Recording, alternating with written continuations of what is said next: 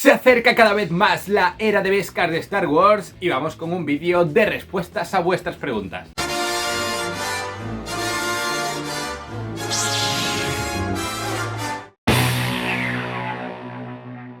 Hola a todos perdidos y perdidas en HOT, bienvenidos al nuevo vídeo de vuestro canal de Star Wars. Hoy vídeo dedicado a vuestras preguntas.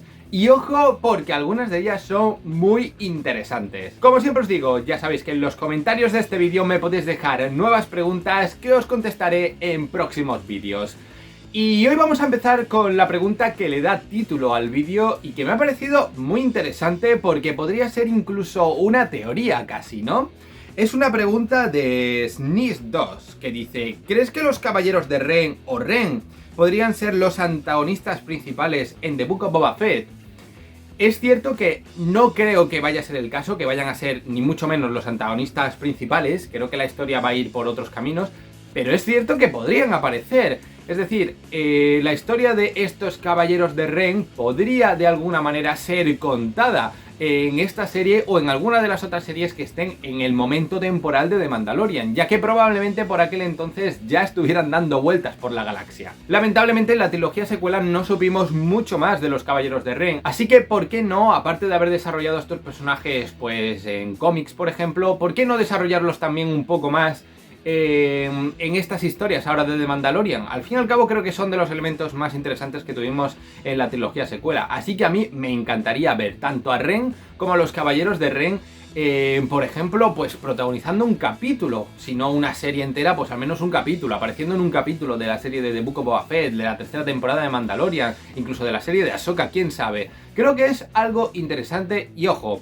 porque yo no creo que sea casual que, por ejemplo, en el especial de Halloween que tuvimos hace unos días, el especial de Lego de Halloween, se presentara este personaje, que estuviera Ren, que estuvieran los caballeros de Ren. Tal vez sea un indicio de que antes o después lo vamos a ver en live action. Pues bueno, yo creo que la opción está ahí y la verdad me ha parecido una pregunta muy interesante. Vamos a continuar con una pregunta de Chapu González. ¿Cómo crees que podría volver el mundo entre mundos después de la destrucción del templo de Lothal? Yo creo que esto lo vamos a ver en la serie de Ahsoka. Es obviamente la serie indicada para desarrollar más esta historia, sobre todo si vamos a tener, como es casi seguro, a Ezra Bridger y a Thrawn, al almirante Thrawn. Yo creo que en realidad no es un problema el tema del templo de Lothal. Lo puedes hacer seguramente a través de otros templos. O sea, esto al final no creo que sea un problema. Lo van a poder traer y además, como todavía no tenemos muy claro ni cómo funciona ni qué es exactamente el mundo entre mundos, pues realmente es que Filoni y compañía pueden hacer lo que quieran a nivel trama y traerlo un poco como quieran. Diego Pavón Sánchez de la Madrid pregunta: ¿veremos Geonosis en el libro de Boba Fett en el presente? A ver, la posibilidad por supuesto está, pero por ahora no tenemos ningún indicio de que esto vaya a pasar. Es verdad que es un lugar tal vez muy icónico para el personaje porque su padre, Jango Fett, falleció allí, murió allí a manos de Mace Windu, pero no sé tampoco si será interesante para la historia ahora mismo. Señor Fanso pregunta: de cara a una trilogía, ¿qué opción elegirías? ¿Una guerra Jedi-Sith en la antigua república o trasladarnos a un futuro muy lejano de la galaxia con algo completamente nuevo? Pues mira, sinceramente, a mí lo que más me llama la atención y lo que me gustaría que siguieran desarrollando es precisamente lo que están haciendo ahora. Historias alrededor de las historias principales que hemos tenido, sobre todo de la trilogía precuela y en especial de la trilogía original. Es lo que a mí más me interesa, sinceramente. Si tuviera que elegir entre estos dos, la verdad es que la guerra Jedi-Sith de la antigua república, al ser tan atrás en el tiempo, a mí se me hace un poco, no lo sé, un poco extraño en ese sentido. Y tal vez en un futuro lejano de la galaxia, tampoco creo que fuera necesario muy lejano ese momento temporal. Simplemente después de los acontecimientos del episodio 9, pues ya puedes continuar una buena historia bastante, casi empezando de cero. La siguiente pregunta es de Wind Warrior. Si pudieras resucitar a un personaje, ¿cuál sería y por qué? Bueno, esta respuesta a lo mejor os va a sorprender, pero no resucitaría a nadie. Me gusta cuando una historia toma una decisión trascendental del tipo la muerte de un personaje y lo mantiene así. Puedo entender alguna excepción como el tema de Palpatine, por ejemplo. Sé que a muchos no les gustó que volviera en el episodio 9, pero bueno, ese es tal vez el que más sentido tiene porque hay una historia detrás del personaje que puedes deducir que intentaría de alguna manera ser superior a la propia muerte, ¿no? Y buscar su inmortalidad de alguna manera. Esto es comprensible, pero con otros personajes que además han tenido una muerte con un fin muy digno y que ha servido incluso argumentalmente y dentro de la historia, creo que merecen el final digno que tuvieron en sus escenas respectivas. E incluso algunos que murieron desgraciadamente, pues también fue un momento muy narrativamente muy poderoso. Entonces, deshacer ese tipo de cosas a mí personalmente no me gusta mucho. Power Action Toys, tu tienda online de referencia para figuras Star Wars de Black Series y de Vintage Collection, patrocina Perdidos en Hoth. Leandro Rodil pregunta: ¿crees que alguna vez Lucasfilm se digne a realizar una serie o película sobre Enfys Nest y sus merodeadores?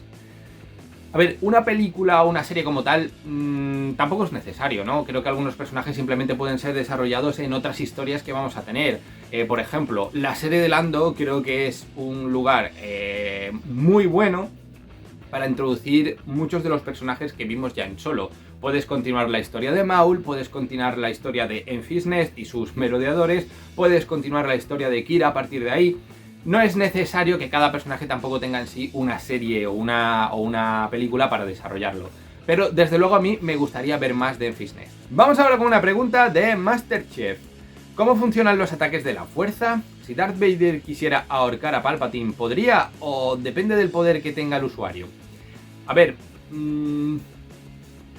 por lo que yo sé así además a bote pronto, el propio Obi-Wan le explica a Luke que las mentes más débiles son más fáciles de manipular, ¿no?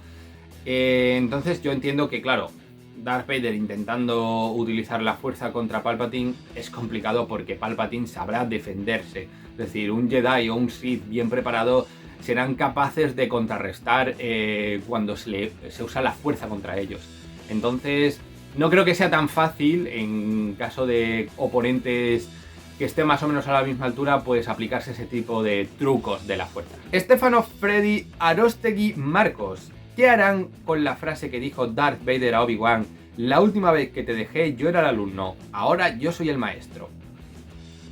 A ver, es que esta pregunta la hacéis muchos. Esta frase tampoco da ningún tipo de periodo temporal.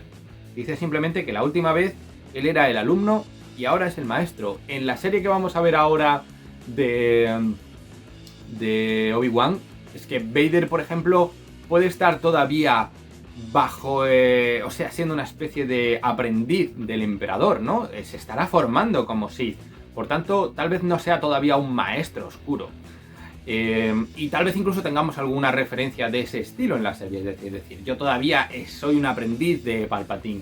Cuando se enfrentan en el episodio 4 es cuando ya no es un aprendiz, ya es un maestro, ya ha completado su formación dentro de las disciplinas Sith. Sinceramente, sé que muchos os preocupa esta frase en concreto y cómo van a enlazar bien esta serie de Obi-Wan con lo que vimos en el episodio 4. Yo, personalmente, no le veo problema. La siguiente pregunta es de Alan Rubio. ¿Por qué hay más variedad de color de sable de luz en The High Republic que en las precuelas? A ver, el motivo al final es muy sencillo, y es que esto se ha creado después.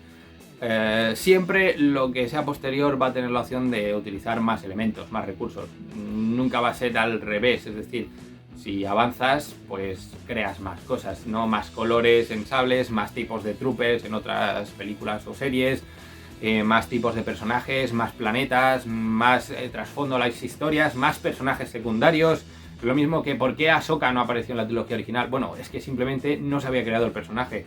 Pues aquí es lo mismo, en el momento de las precuelas todavía no se habían utilizado tantos colores de sables de luz. Entonces, al final es que buscarle una explicación dentro de la historia en sí, cuando la explicación es tan sencilla y clara como esta, pues tampoco vamos a llegar a ningún lado. Alberto Jiménez pregunta: ¿qué contenido crees que sacarán dentro de muchos años sobre las precuelas y las originales sin perjudicar el canon y mejorarlo?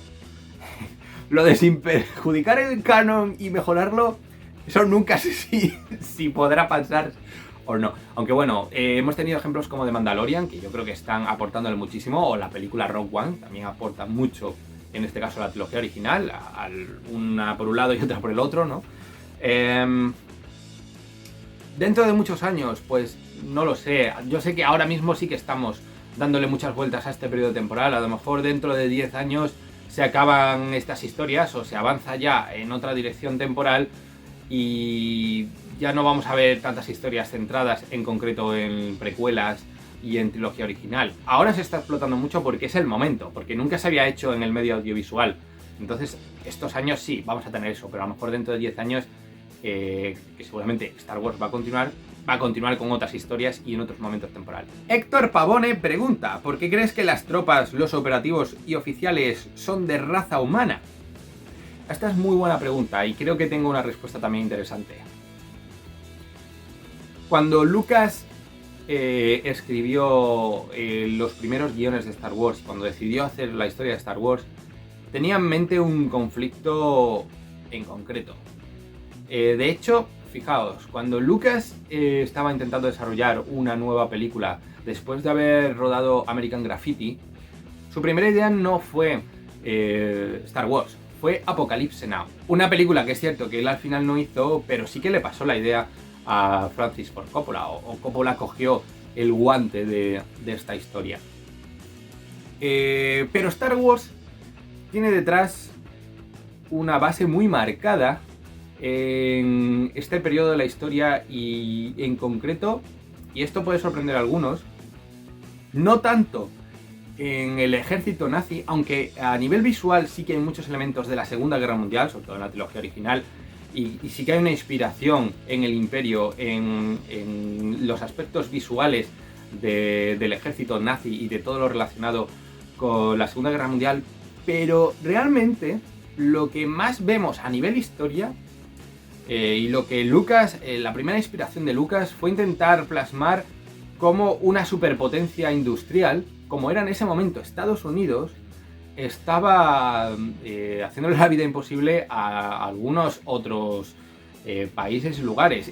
Por eso quiso hacer Apocalypse Now y por eso al final terminó haciendo Star Wars. Y por eso, por ejemplo, la batalla que vemos en Endor. La batalla que vemos en Endor no deja de ser Estados Unidos yendo a Vietnam o cosas del estilo. Es decir, hay, digamos, una simbología muy directa y una relación muy directa.